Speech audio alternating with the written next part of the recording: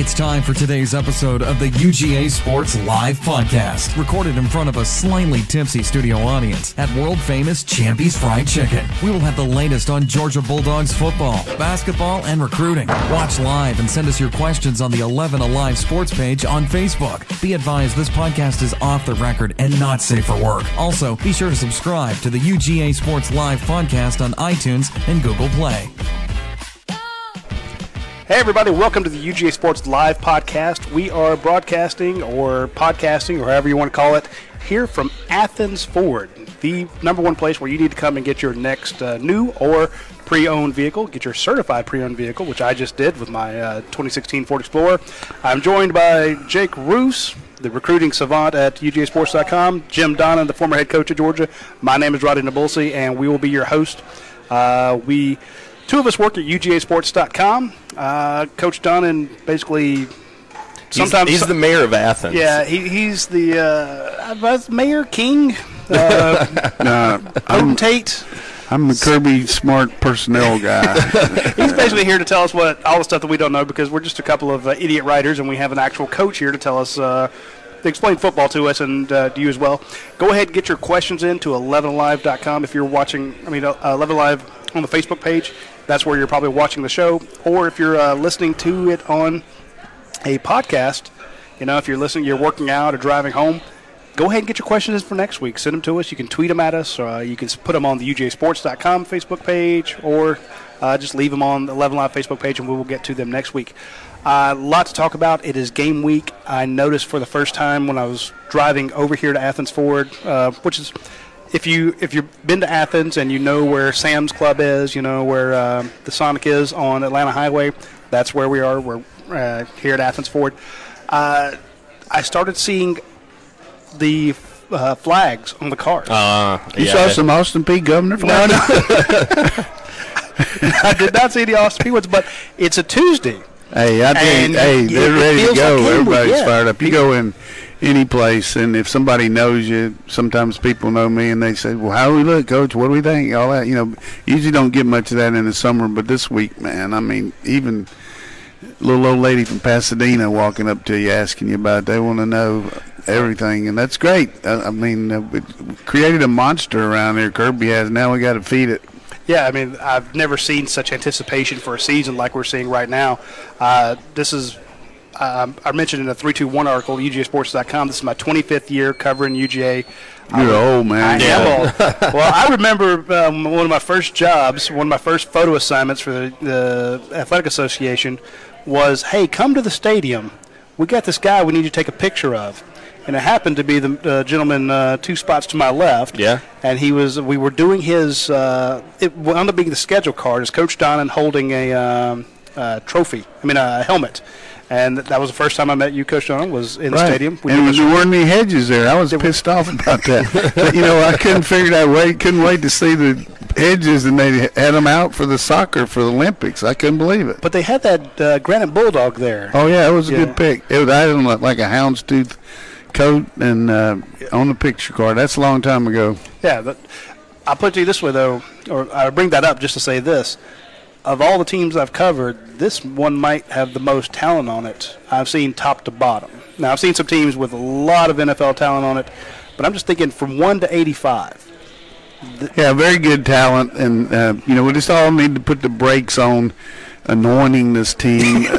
I'm not talking about you. Everybody, right. And from the standpoint, every team's got to establish its own identity, replace the people it needs to. There's a lot of things here to make you think, plus the schedule we have, that this is a championship team. But in all fairness to our team, let's enjoy the ride and not try to project too much, which is just common. Everybody loves to project and make these predictions and all that, but I do like the personality of this team. I like their work ethic. I like the fact that they've been here all summer with these new rules. I think the rules of 8 hours where the guys can meet and work out non-football wise with the actual coaches that coach them has really revolutionized the ability for teams to be ready for this first game more so than ever. And even though we saw some mistakes in some of the games the other night, penalties and turnovers and kicking game, I just feel like overall that our team specifically, because we've seen them a little bit, just there's more in. They're more comfortable. The new guys have learned their roles quicker because, as you know, both you guys, as college graduates or high school graduates or anybody, if you go in to take a test and you really know the material, you're going to do pretty good on it, But if you just slap around and don't really work on it and don't know it and you're confused, then you're not going to do very well. Same thing's true for playing football. If you know your assignments and you got a good feel for what you're supposed to do, then you can cut it loose. But if there's any doubt involved and you're running a play or trying to play a defense, then that's when you see mental errors and bust. And I just don't see this team doing a lot of busting. I think most of our busting is going to be cracking heads. You're busting them in the mouth. Is that what you're saying, Coach? Right. But the reason I bring up the talent level of this team, I think that has led to the excitement coming off of a national championship game, a loss in overtime. I was asked on 11 Live, is there a possibility Georgia has a championship hangover? And I'm like, I don't see that happen. I think all you did was whet their appetite for to come back and try to get there. And I think the fan base is like Georgia. The exciting games, that Notre Dame game, the Rose Bowl game, the national championship game, the SEC championship game. I mean, they only had one loss, and the just drubbing of Tennessee, the whipping of Florida. That was one of the most fun seasons Georgia fans have had in a long time. So the anticipation for this season, an easier schedule, a more loaded team, the expectations, like you said, are through the roof. And here's the thing that I would put and add to that from just a coaching perspective or analyst or whatever you might say, is sitting here last year at this time, nobody had any earthly idea that Georgia was going to be able to do what it did based on the previous year. Very true. There was so many question marks, hey, can Kirby do this, blah, blah, blah. How's the offense going to be? Can the defense make some stops? Kicking game, are we going to have a punter? All these things that were answered with Nizelek, with our defense being stalwart, with our kicking game, and, Jake coming in and all that. But now, because you had such an unbelievably strong year, and it's believable now because they earned it, now everybody just expects that's going to be the same mantra this year, and we're going to be able to do it. But we got to replace some good players now. I mean, well, you only got to replace a couple guys that went in the first round, guys that went in the second round. Roquan Smith, Davin Bellamy, Lorenzo Carter, Dominic Sanders, Aaron Davis. It's not too many. And that's why I've always felt like every team's got its own identity, and sometimes the really good teams don't have a lot of stars. They got good players. I'm not talking about these stars on their recruiting. I'm just saying everybody has a role. It might be playing nickel or dime linebacker or nickel or dime safety or being a pass rusher in third and down or whatever it might be. But I think our defense with our coaching, which I think is superior, will make that unit close-knit enough that can make up for any deficiencies we have as far as certain guys not having played or certain guys not being able to do that. The one thing I always told our team is we know a lot about ourselves, and sometimes we know what we can't do, but the other team doesn't know what we can't do. So we don't need to get too worried about stopping everything. You can't stop everything. You can't make every play, but you got to make the plays that you can make and understand what you can do and what you can't do. I'll tell you one thing you can do. If you come swing by Athens Ford, I want you to check out the I can't believe it took us this long to get into these. I want you to check out the 1968 GT behind us. That's a beauty. I mean, it's a classic like you, Coach. I think you'd look good in the front seat of that. It's a good one. I like those 68 Mustangs. And then behind us is the 40th anniversary. There you go. To our right here, the 08. That's the Shelby, the GT 500 KR 40th edition. Are those for sale? 40th. I bet you for the right price. For the right price, now here's one that's not for sale. I want you to hand me this card here. Hey, those you might buy a Hummer. Now I tweeted about this the other day, and I'm gonna put this in front of you, Jake. Here. Okay. They have the 1968 Shelby, the GT 500 KR behind us. This one is actually one of a kind, and I like that over here. They had 4,451 68 Shelbys. Let's raise it up just a little. Okay. 1,500 were the GT 500 KRs. 1,000 of those were the fastbacks. 523 came with the automatic transmission, of which 96 were painted the Highland green. 16 of those had the saddle decor bucket seats. 9 of them had the 3.5 traction lock rear axles. 1 of them was shipped to the New England states. That one is here in the Athens Ford showroom. So if you get a chance, you want to see a one-of-a-kind car. I mean, an absolute one-of-a-kind. The 1968 Shelby here, you won't find it anywhere else. Got some good-looking tires on it, too. It's beautiful. I mean, now we put the camera around so you can see the 2 behind us, but there's a third one here you need to come see. And also, if you come out here, like I did 2 weeks ago, I came out and got my certified pre-owned Ford Explorer. They do a 172-point inspection on anything they put out certified pre-owned. And, of course, at Athens Ford, you'd only get this at Athens Ford. You can get the lifetime powertrain warranty on any pre-owned vehicle that has less than 80,000 miles on it. Now, of course, they also bump up the bumper-to-bumper warranty when you get the certified pre-owned. You know, it's extended. So if you want to come out, and right now they have the 0% financing and all those new 2018s. But if you want to come out and look at something pre-owned like I did, because I watched too much Clark Howard and don't buy it. I'm not. My wife and I are not big on buying it, and I don't make Jake money, so yeah. I couldn't afford the new one. Actually, I could, but I got more car for my money by getting the 2016. But a 172-point inspection, they go over it, and anything needs to be replaced. It feels to me like a brand new vehicle. I really can't tell the difference, and we're going to need this in a couple weeks here. So. Yeah, we're going to take it to Columbia, I hope. Yeah, that sounds a lot better than being shoved in the back of the truck. Now, what did we put Paul in one time? You shoved him in the, I think that was a coupe, if I'm not mistaken. I forget exactly what it was, but. Yeah, a Challenger. Yeah, that's right. Yeah, the back seat of a Challenger. We put 6'3" Paul Maharian, folded him up like an accordion, stuck him in the back of a half-seat Challenger. I don't think I can fit my shoes back there. And he's the intern. He rode to Arkansas with that way, I believe. I think he was died back there because I think at the time he was smoking. And well, we don't stop a whole lot to let somebody smoke, especially in a rental car. So poor Paul was. So he's stopped now, right? He better have. That's good. Yeah, because if not, he will be fired. All right, we've got several questions. Make sure you send yours in. I want you guys to go early there and make sure to work out on that turf so it's smooth enough so nothing happened to our guys. Okay. Yeah. Oh, yeah, you want us to go over to South Carolina and make sure that if you haven't noticed, South Carolina put in a new playing surface 2 days ago after the Beyonce and Jay-Z concert. Now, it is what they call lay and play. They grow this grass on plastic so that and they have about an inch and a half of sand. They grow the sod on it. The roots go down, lock up all the sand, and they hit the plastic and stop. And then they just peel it up. And you're supposed to be able to lay it and play on top of it in like a week.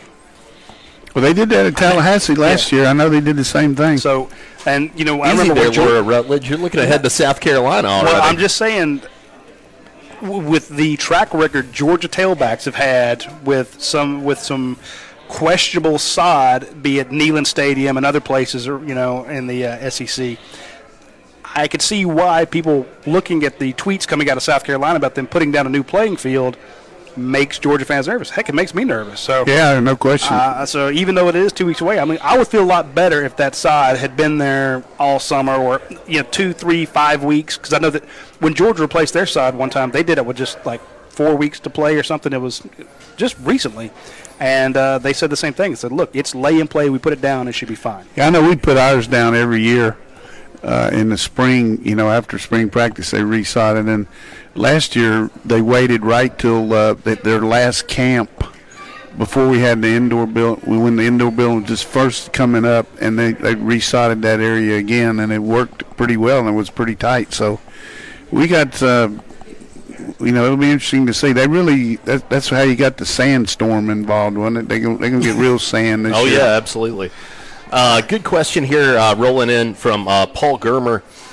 Coach, I think this is a real good one for you. He says, who is your choice for first player off the bus?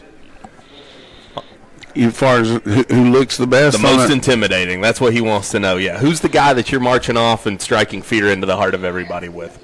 Well, based on performance alone, I would say Andrew Thomas last year played better, than probably anybody we got coming back. And as far as looks intimidating, of course, anybody on our right side of the line, Wilson or Cleveland, looked good too.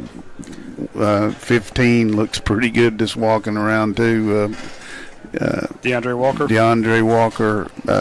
Hey, we got some very intimidating looking guys. There's no question about that. But who would you say? I would probably lean toward Isaiah Wilson and Ben Cleveland, especially. Now, I don't know if I'd go first off the bus. I don't know which one I'd necessarily pick, but I'd try to get them 1 and 2 and then have them walk together because that would be a pretty scary front to have to.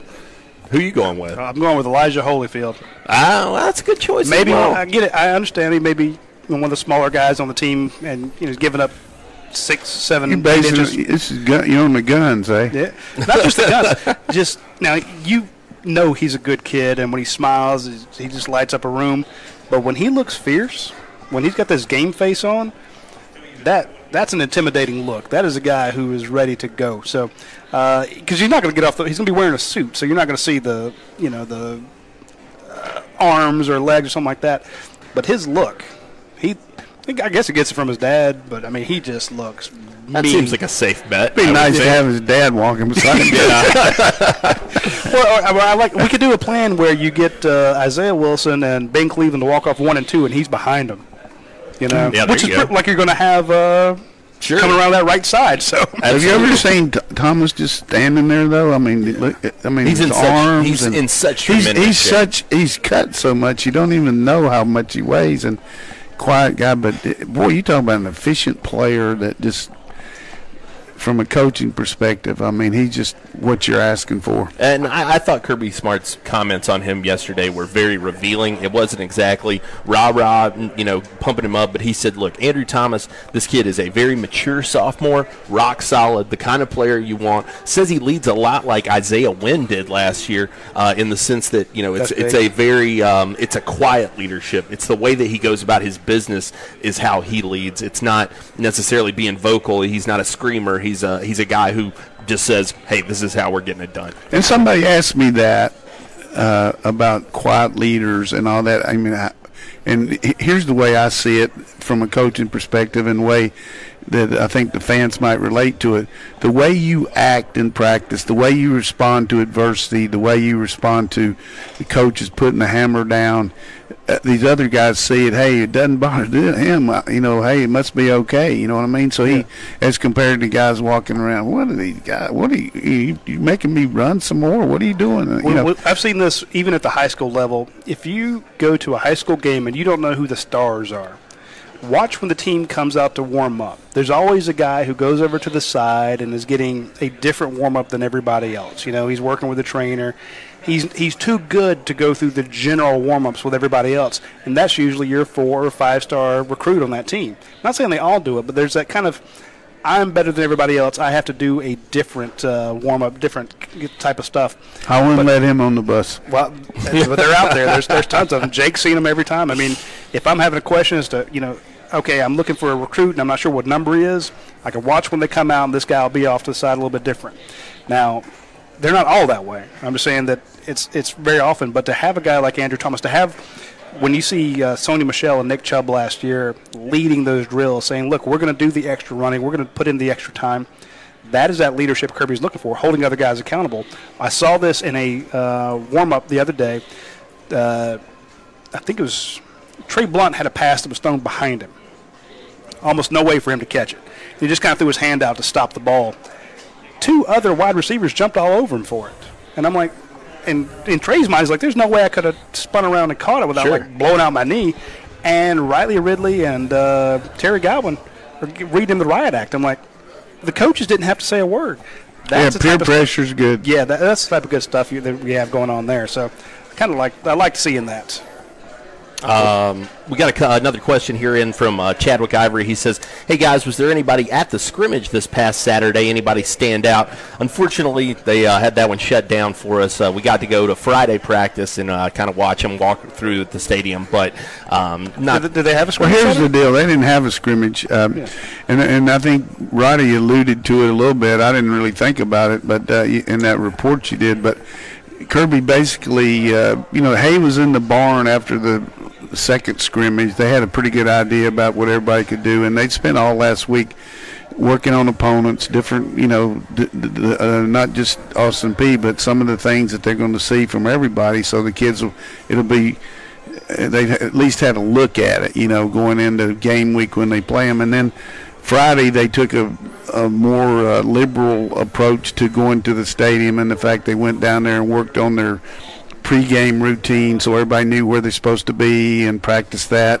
And they also practiced some situations, but they were in shells and shorts just to get kind of like a Monday practice, which you do after a game, so you can be fresh.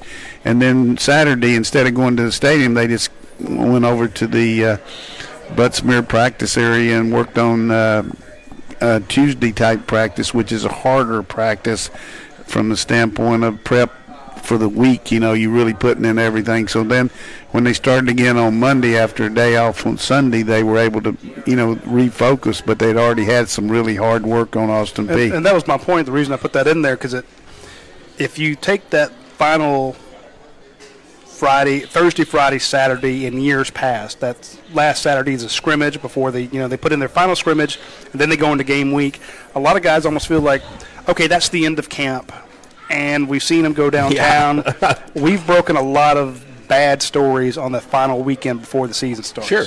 But again, there's also that type of, I don't say celebration, but there's it's almost like camp is officially over. Yeah, it's a feeling of accomplishment. Exactly, and you know where you stand after the scrimmage, whatever. Kirby Smart took the last 2 days before game week and basically made it, because the previous week, remember, he took him out on a Friday, took him to a movie. Yeah. Just like they would do on a Friday before a game. So it's like, let's get into that game week mentality. So this is what we're going to do on Fridays. They went ahead and did that. The following week, the last 2 days, instead of kind of having that, hey, it's the end of fall camp, it was, no, we're going to have a Monday practice, then we're going to have a Tuesday practice. So they go into the weekend almost feeling like, focused on it's game week. Sure. And then they come around and then have a Monday, Tuesday practice. So I'm not saying he did it to keep his guys out of trouble. I'm just saying he's done a couple things that, again, we don't know a tenth of what's going on over there, 100th, but we've seen a couple things that my interpretation is that he's working them into the mentality of, let's get into that each week, or into that game week experience, so that you guys are focused. We haven't had a lot of peripheral stories. I mean, it's been pretty quiet. Very focused team. They've been well prepared. Yeah. And I think the other thing is, as much as you like to have a definitive routine with your team, you also need to keep them a little bit alert, where a little bit of surprise here. Say,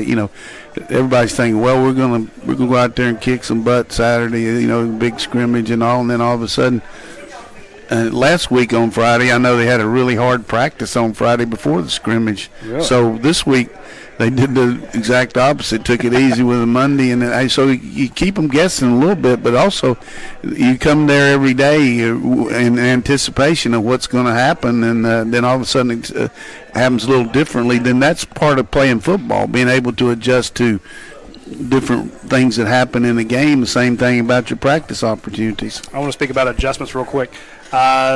Big shout out to Aaron Overhead Doors. That is one of our new sponsors for the show. If you are having trouble with your garage door opener, your light's not on it, it's not lifting like it's supposed to, you're need a new belt. Need a new belt, it's locking up on you, call Aaron Overhead Doors. These are folks that are big sponsors of the show and big Georgia fans. These are people who, I don't know that there's anybody more excited about football kicking off than Ryan Lucia over there. So call Aaron Overhead Doors. Just go to UGASports.com. You'll see their ads on our site. They sponsor our show. They sponsor the podcast. They sponsor the website. So big fans of the Bulldogs. So if you need especially if you're building, because we just had a guy in here by the name of Ben. Ben lives out in Texas. He's building a home in Oconee. On Lake Oconee. I'm going to be sure that Ben calls and has air and overhead doors install his garage doors.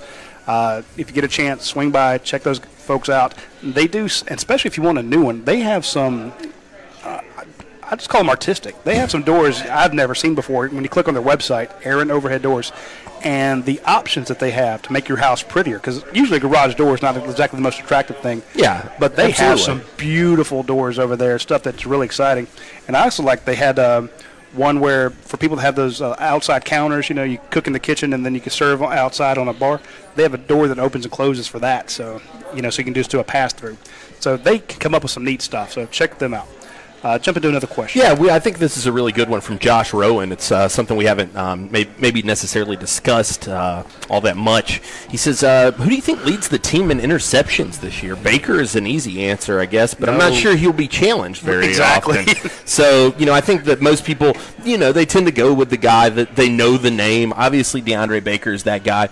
Coach, you get a sense that one of these guys might turn into a real ball hawk down the line? Yeah, I can see Reed being back there at safety where you get more shots, more tip balls. Corners, it's very difficult to get a lot of what we call Oskies, interceptions on the edge. Baker's going to, be a guy that they don't challenge as much, but sometimes a team will say, hey, let's go after the best player and see how we do. But it's going to be a lot of balls in the air because I think talking about our defense, even if we have some trouble stopping people, I think we're going to score so much that everybody's going to be trying to keep up with us based on what I anticipate. So we're going to be playing a lot of nickel and dime, particularly with these multiple formations, and whoever's playing in there, the star position, whether it's whoever it might be, Webb or, Tyreek McGee. I think Tyreek's going to be able to come back pretty quick. So, that's hard to project, but we'll get plenty of interceptions because we're going to have a lot of balls thrown on us. I think Reed's a good call. I do want to ask your philosophy as a coach. You coach some top wide receivers. And if you were going into a game and you knew that the guy on the other side is going to be lined up against him as one of the top defensive backs in the nation, do you still throw to your guy? Yeah, if you got a matchup there that, you just don't give that guy too much credit that he can cover the guy. I mean, Hines Ward, regardless who's on him, you feel like he's going to be able to do the job on him. We had to throw a 2-point play one time against Western Carolina, and the guy was a first-round draft choice at corner, but he had a tendency to jump things, so we ran a little fade and then came back to a stop, and he was playing the fade all the way, and it worked. But, that's just tendencies. But I think overall is the way I always look at it from an offensive perspective is we know what we can do.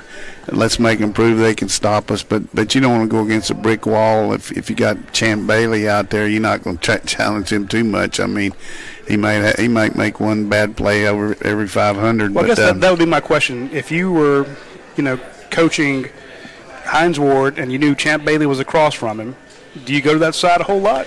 No, I think what you try to do there is you put in some different formations where by formation the guy can't line up on him. Okay. You line him up in the backfield, put him in motion, or shift him out to a slot where, it used to be teams would play their corners one side or the other, or weak and strong, one to the boundary, one to the field. But when people started playing more man coverage, then they had a tendency to go with the best receiver. They'd go wherever he went, as long as he was detached. Yeah. But if he was inside, then that really messes up your defense because now all of a sudden the guy is not going to line up over the tight end and all that if he's a corner. So you always look at what you can do first and then what to attack their scheme a little bit and then their personnel a little bit. You got to set up your protections based on who their best rushers are, who we going to double, who we going to chip, and all that. But bottom line, if you got a show dog, show pony, you're going to let him see how they cover him. A show dog, I like that. Paul Dixon here with a good question. He says, is D-Rob going to get a lot of the first-team reps with Godwin likely out for the first game, or is Georgia going to try to ease him in? Yeah, I think that there's a really salient point about this transfer situation with D-Rob that really worked in his favor and hurts us because Terry's such an outstanding player, and he's a good leader too, and he's a guy that everybody looks up to, and he's been to the dance. I mean, he's made plays when the band's playing, and he knows how to do it. But it's kind of a situation where silver lining where he was out there and he was able to help D-Rob along with the coaches for sure. But he got some reps maybe early that he wouldn't have gotten because, you know, anytime Terry's out there, then he's not. But I don't know where exactly they'll play him. You know, is he going to be the wide guy away from Ridley? I don't know if he'll be inside in trips as an inside guy or the middle guy. But he does present a real issue to the defense because he's such a vertical threat and he's an explosive receiver. He hasn't played against the preponderance of defenses that you see in the SEC that's more of a run-conscious league, you know, where people really load the box and play a lot of man coverage, bump and run, whereas out there everything's stop the pass, you know, drop 8, you know, do all these other exotic defenses because it's a passing league. So he's going to have to get away from press coverage probably a little bit more than he would have out there, and that'll be interesting to see how he does. But he's definitely a tremendous addition to our team, and even more so with Terry being out. And I think having Cook here helps that situation too, because a lot like Swift was last year, jumping in there in the slot, in the trips formation, running some counters, running some jet sweeps and stuff like that. He gives you another receiver back type guy like Swift last year that we can utilize to help that too. Coach, this is a good one, and I think that this is one we're going to have to make a weekly staple. So shout out to Stuart Kitchens for this one. He says, Coach, who is going to be your mouth-watering player of the week to look out for on Saturday? Thanks, my mouth-water. Hey, I would say Swift this week just because he's going to be the feature guy, and I think certainly Holyfield and Harrion will get a lot of reps too, and they both deserve it. But I just think he's going to have a breakout year, and I think he's going to show you his taillight Saturday. I think that big old offensive line's just going to come off against those Governors from Austin Peay. And, you know, they're a well-coached team, and they got some transfers that have played D1 ball playing for them. But I look for Swift to be the breakout guy on offense, and for this game, the mouth-watering guy of the week. So the water moccasin. Speaking of mouth-watering, I want to mention a couple places you need when you come into town for that 3:30 game.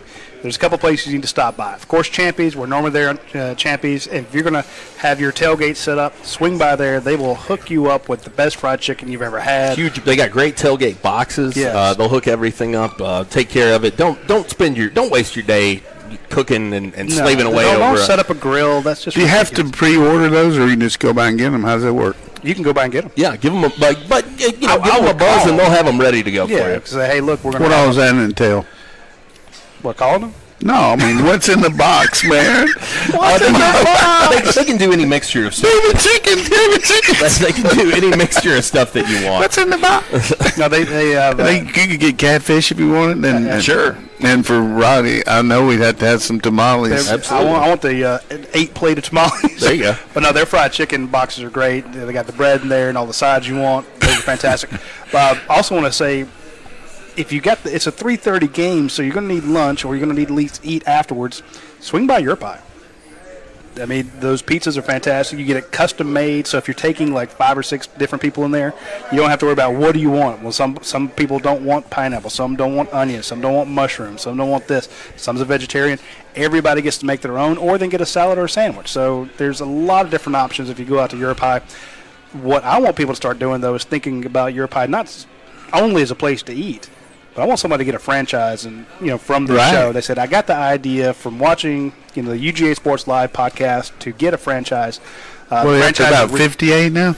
There's 58 locations. Those people are printing money. So in this economy, the economy's killing right now. People are going out to eat. They love the Your Pie restaurants.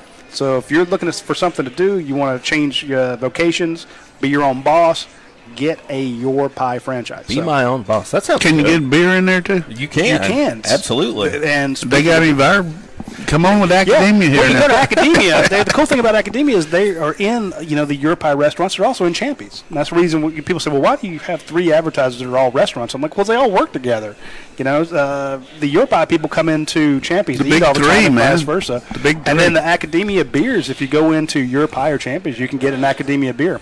Also, that's the other one I was going to mention, was for the folks coming into tailgate, if you're going to go to the game, swing by Academia and pick up the 3-pack crowlers, the canned, we usually have them on the thing. You can get the best beer you've ever had in your life when you swing by Champies and take it to your tailgate. There you go.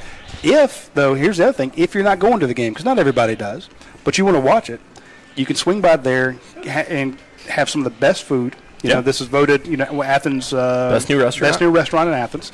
So you can eat there, and of course try all the different beers. You can get the little flight, where they have, I think it's 4. Yeah. Yep. 4 different. It's 4 because I had enough flights the other day. I don't remember how many come in. I was seeing 6, but there you can get 4 different beers when you go out to Champions, and you can try each one because they have a beer menu that's about 20, 30 deep. That's at Academia, by the way. Excuse me, Academia. So you swing about there.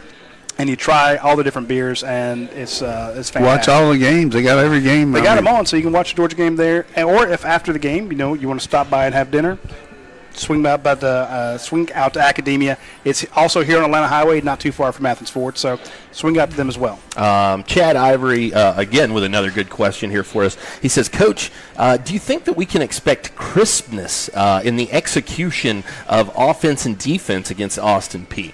Do you think that the team will come out crisp and looking, I guess he's talking about maybe even like a midseason form?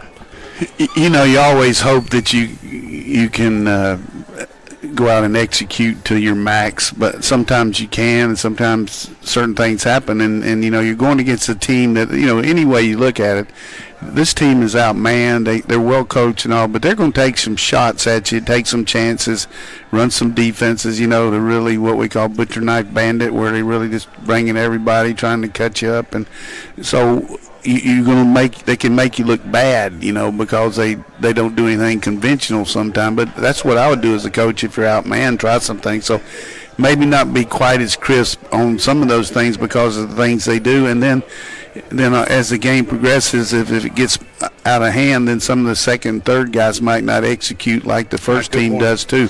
So, and you have a lot of guys in and out. Let's just say you're Kirby Smart, I'm Scott Fountain, and all of a sudden our first team special teams are called on to punt, but it's the third quarter and the game's out of hand, and I say, Coach, is okay if we put in our second team gunner, our second team, and all of a sudden you put somebody in there that hadn't been practicing as much, even though they practice a lot, and then they don't look as good covering kicks. But I'd whole lot rather a guy not look as good as compared to have somebody in there to get an injury when you're winning by big margin. So I think the crispness won't be quite as good because of all the people that are playing. We'll have a lot of guys playing Saturday. I look forward to it personally, that aspect of it, because selfishly, I want to see Justin Fields. I think everybody does, and I think that the opportunity to get him out there, get some live reps, his first. I can't wait till he comes on the field. I think that Sanford's gonna really welcome him. There'll be a big buzz there, but Jake's done a great job in fall camp.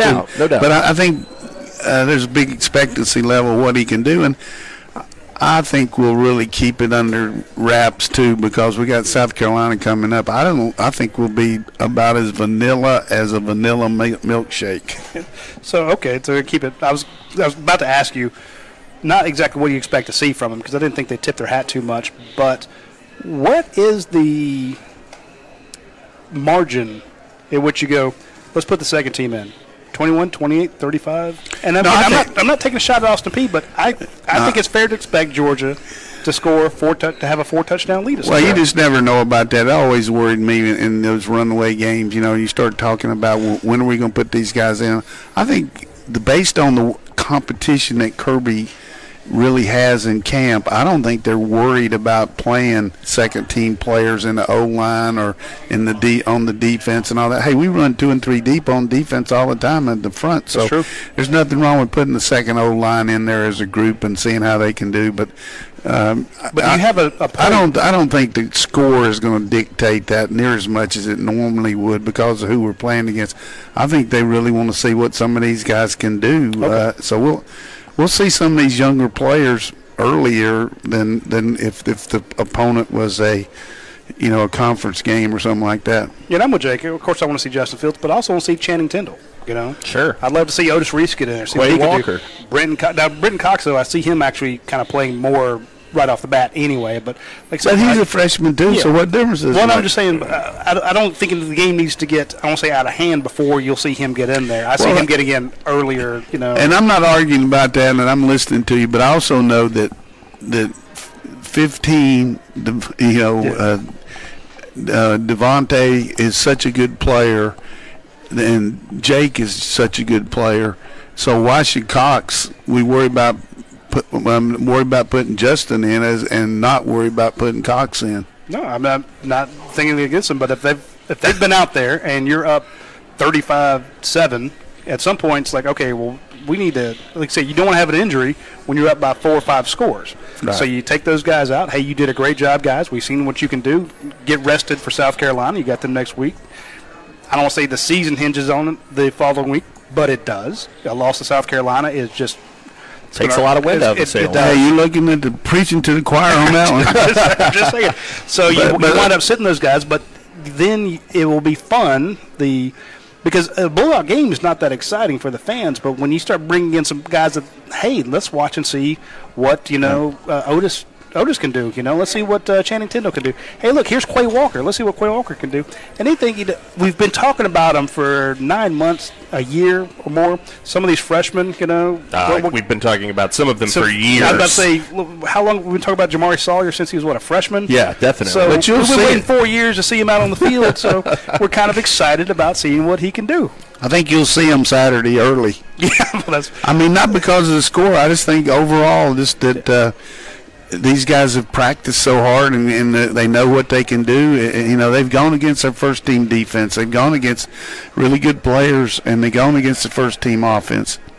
So one of the things Kirby's always cognizant of that I really like is, and I've seen some coaches, they're stat conscious, and they still got their first team in the early in the fourth quarter, because they like a shutout and all that. What good is a shutout if you lose a guy for the season or something like, So I think I've always been a proponent of it. You want the W and you like to look good and look crisp, but it's good for morale. Here's a kid that's worked his butt off and all that, and then all of a sudden you say to him, hey, we're not going to be able to put you in because we're only ahead 35-7. Exactly. Hey, come on. That's what I'm saying. I'm excited about seeing. And I've seen that in high school too, and it really chaps my ass. Yeah. Well, it should. Sure. I mean, you get guys. I've even seen this in some of the G-Day games. It's like, why is one guy getting all these snaps? You know what he can do. He's a first teamer or second teamer. Where's that poor walk-on that's never seen the field? Yeah, give him his chance. Give him a shot. So some of these guys, they've worked really hard, and we're excited to see them out there. And I guess you don't have a limit on who all you can put in because it's not a. Yeah, it's not a conference game. You can, that's going to be an issue we need to talk about next Tuesday. Take who the 70 are going to be because you're looking at special teams. You're looking at how many guys you take in certain positions, but on Saturday we'll dress out a lot of people and reward some of the walk-ons and let it's a great thrill for them to have a chance to come out there and line up and warm up and everything. A lot of times, let's go Prather Hudson. They won't get in the game, but they at least get to go through everything. Good question here from Steve Aronica. He wants to know what's the thinking around the punting game this year. Obviously, you lost Cam Nislik, who was a very key part of things. He says, how do you think this year compares to last year in that regard? Well, it's up in the air because it was up in the air last year because we didn't know how Cam was going to punt here, but we knew how he punted at Columbia. I mean, he did a great job, and he'd played in college, whereas Jake hasn't. And I think for the most part, based on what I've heard, he's going to be the punter. And the other kid has punted at Murray State and done a pretty good job. But just what I've seen in the spring and the one open practice I went to this guy's got a thunderfoot. I mean, looks like he's coming off a ball machine, and we got good cover guys, and we got good protection, good snapper. So I don't see any drop off in the punting. There might not be quite as many consistent kicks as Naslik. He was about as consistent as I've ever seen beside Ray Guy, but I think this guy here is going to be a special kicker for us. I mean, of all the punters that I've seen come in here, he really can jack it. I love his hang time. That kid absolutely can just put one up on a string. Well, we were walking out of practice, because we only get very limited time. And we were walking past all the specialists, and he put his foot into one. It literally sounded like a shotgun going off. I was like, wow. And it was actually he wasn't kicking it deep. I don't know if you remember, he was standing on like the 40, and he was just punching it up to make it land on, I think, the 5 or so. We were walking the other way. He was punting the opposite direction, so didn't see where it landed. But it did kind of look up, and that ball was still kicked a spiral straight up. That was fun to watch. Yeah, I think he's really gonna surprise some people as a freshman. Come in, hang a couple of them up there. I think that. But to me, the more interesting probably question, need to watch him warm up more than in the game. That's right. That's right. But what to me, the more interesting thing is, and I mentioned this in the 321 at UGASports.com, which 27 cents a day, folks. Go sign up. I kind of tease Miko Hardman each week because he's come so close to returning a kick or a punt for a touchdown. He gets a nice return, and it's like I don't say slips, but like one guy barely gets a hand on him, knocks him to the ground, or he beats 10 guys but not the 11th. He's come so close, and I keep kind of teasing him, like, when are you going to get that kick return? He's like, man, I almost had it today. I just needed to cut a fraction of a hair. I mean, he knows. Oh, he's licking his chops for it. I mean, he is just begging. And to tell the non-subscribers, my prediction is this guy, UGA as a whole, I can see them, especially with the schedule they're facing, at least three special teams scores. And I would not be surprised to me if Miko Hardman had all of them, because that guy, he was in that role. I guess last year was his first time doing it, right? Yes, it was. Because you had Isaiah McKenzie prior to that. So you saw how close he came. He actually was first in the SEC in kick returns, I believe, or punt returns. He's first and second when it comes to kick and punt returns. I get the order. So in his first year, that's pretty good. This year, I think you see Miko Hardman take a couple to the house. So, and it doesn't hurt that he's practicing, catching kicks from Jake Camarda, who's punching him out there. And is it Landon Stratton? Landon Stratton, yes. Landon Stratton, who might come on to be your next Cam the punter. So, special teams, long-winded answer to the question, but I think that punting was really the biggest question this team had. I know a lot of people don't think about that. Maybe inside linebacker. Yeah. I mean, Roquan. Yeah. Replacing a guy like Roquan always has to concern They're you. both what else we got? Ronnie Brown. Ronnie, come on. Yeah, he wants to know, and I think this is an interesting question when you take the context in here. He says, who do you think will have more total yards on the year, Cook or Holyfield? That's a very interesting question, because I think that you're going to see James Cook used in such a number of ways that's going to lend itself to him building that total number yardage up. Yeah. Whereas Holyfield's higher up on the depth chart. That's right. So you just don't know. Come on, Ronnie. That's a tough question. We don't need that on this show. You just don't know how many carries Cook's going to get from. Right now he's starting out fourth, if you look at it.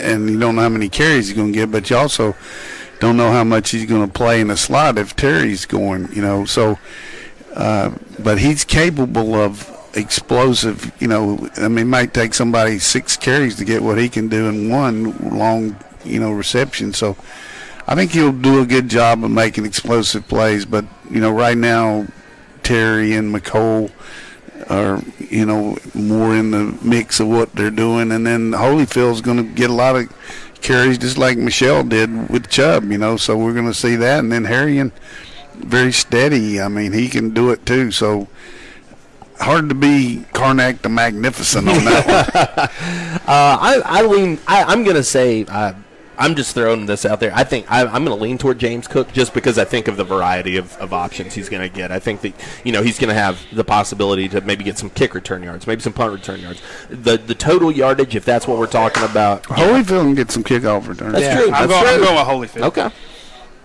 Let's see. We got. When I'm right, you owe me $1. Okay, Ed Mattingly with a good question because this is a very loaded room. He says, "Who will have the best year from the tight end room, assuming we still throw to tight ends?" That's really a tough question there as far as assuming. But Coach Chaney is a very versatile coach. They got a lot of packages for Nauta and Werner.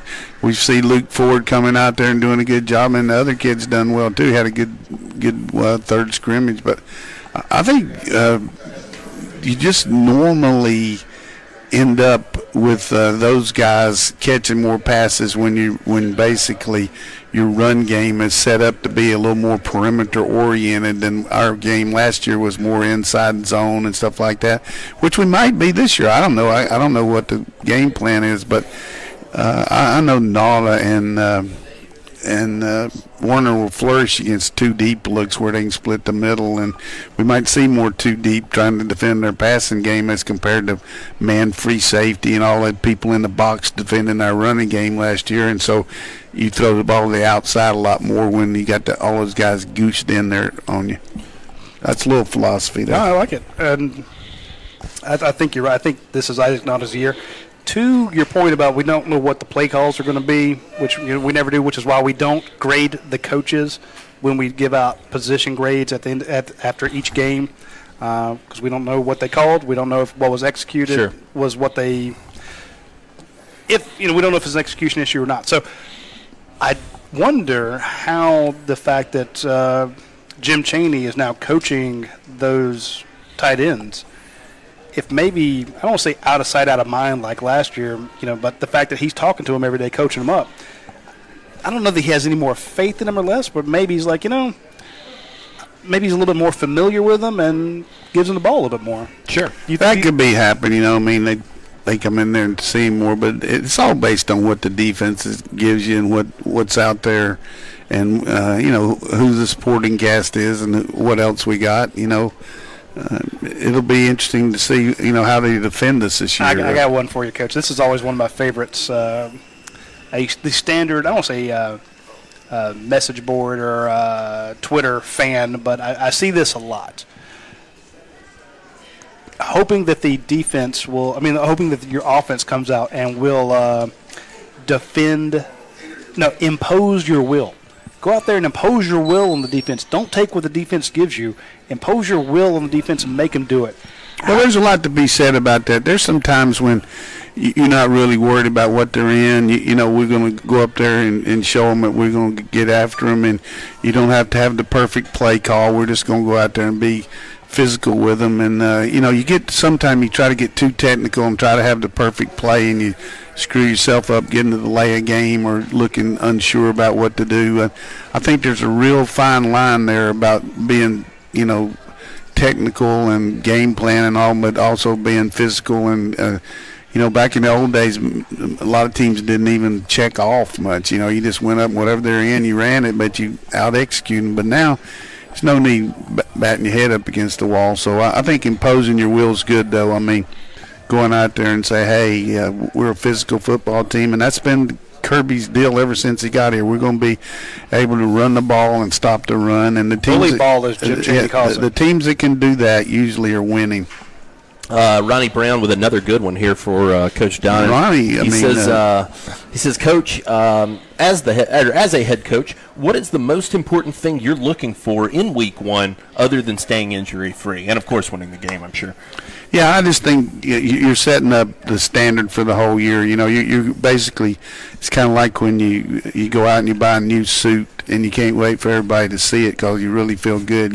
Same thing here. You represent the University of Georgia, all this hard work you've done. Let's go out and showcase what we got here. We want to be a disciplined team that avoids penalties, that looks like we know what we're doing, that plays with a lot of enthusiasm. But the bottom line is you play football. It's a game. Let's go out there. We've worked hard. Let's go out there and enjoy it. We got all these fans counting on us. They deserve it. They're paying to get in here. Let's give them a good show. And go out there and look like the kind of team that I know you can be, but also understand it's a long season, and show a little patience in the fact that some of these guys are going to take a little while to do it, and that's hard to do too. So I would say this: let's don't make too many rash, quick judgments, and be ready to. No, go ahead. Make your quick rash judgments at UGASports.com on the message board. Come on. These guys make all your adjustments. These guys are complaints and compliments that you want. These guys are busting their butt out there, and they're doing all they can. And sometimes it doesn't look quite as good, but I think our team's in really good hands with the players we got and the staff we got. You got a lot of good kids over there. I know we say that because we're familiar with them. We've been interviewing them for years, but. There are a lot of players that I know, Jake and myself, when we see them out doing the thing that they love to do, actually playing and having a good time. Not just the first-year guys, but I mean your Walkers, your Miko Taylor. Yeah, I mean, I feel like I've watched, and I have. Tate Crowder gets out there, I'll be the first one clapping. It's great to see those guys. Exactly. It's great to see those guys get their shot, and every team's based around the seniors. This is your team. The seniors are going to get the first shot, see what they do. Absolutely. Speaking of looking good in a game, if you want to look good, swing by 365 Game Day. They're a sponsor of the show. That is where you can get your shirts, hats, all that good stuff.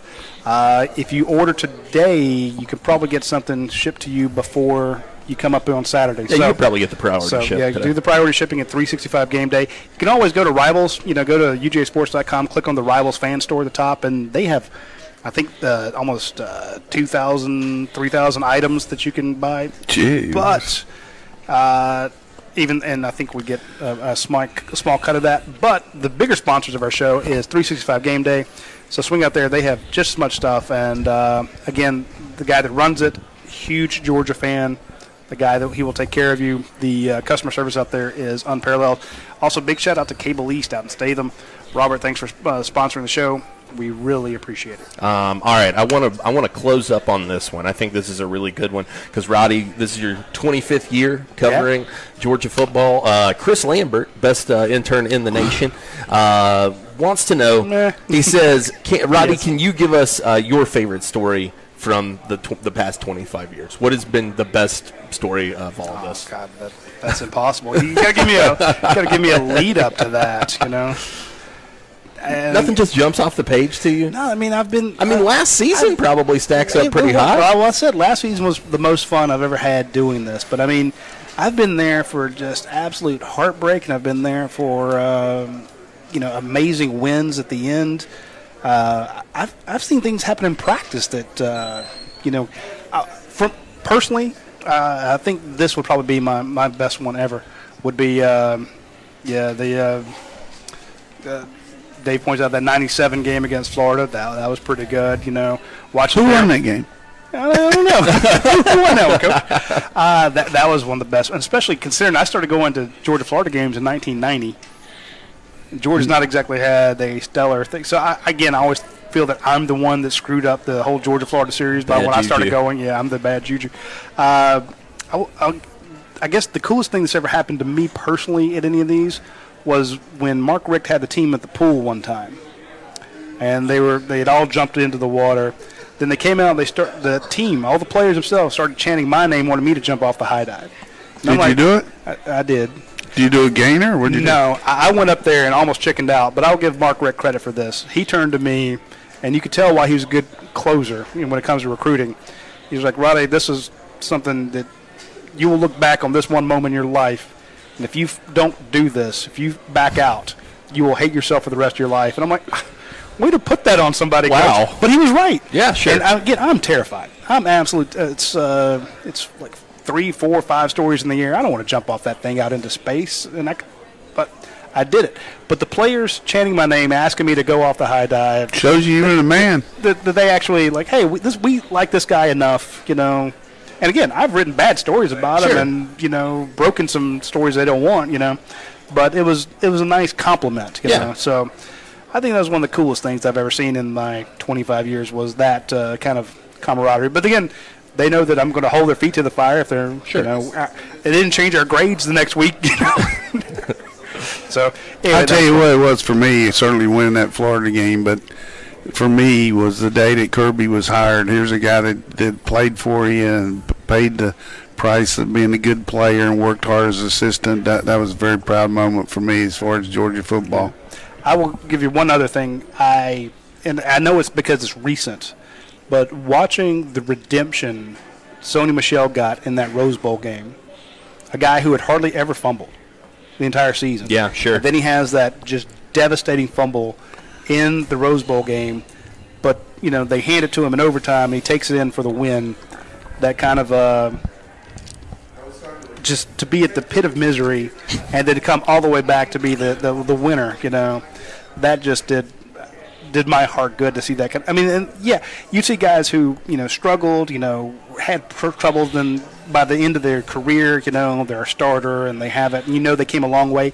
Guys, you and I we've covered kids have lived out of their car. His parents have not involved. They've had just a crappy childhood. They actually make it and they leave with their degree. You see them put on those robes, the hat. That always fills our heart. But just that within the same game, to see a guy who's your leader, who's heart and soul of your team, just have his heart ripped out because he makes a mistake, and then able to come back and uncharacteristic. Exactly, and able to come back and on such a big stage and come back and win it. Those are the type of stories. Those are the type of moments that make the parts of the job that aren't that much fun, the other 9 months of the off season, worth it. You're like, hey, I'm gonna get a chance to see that again. And right now, I'm 25 years. I'm as excited about this season as I pretty much have ever been. Yeah, absolutely. Anyway, I think that's all time we have for this. Yeah, I'm looking forward to making some new memories this season. And if you want to make a really good memory, come out to Athens Ford and buy one of these nice vehicles behind us. you haven't made, you get that 68 or the 08 or any of their 2018s out here. And I guess the 2019s are probably on their way. Actually, I know for a fact they are. So swing out to Athens Ford. Thanks to them for letting us come out here and take up the space in their showroom and be a giant pain in their butts for the whole day. Tune in next week. Next Tuesday at noon, we will be talking about conference game, football game. We'll be reviewing the Austin Peay game. So we've actually seen players play in a football game, and they'll be looking forward to the pivotal South Carolina game. Talking season's over. That's it for this episode of the UGA Sports Live Podcast. Tune in next week for more Georgia Bulldogs news and notes from Athens.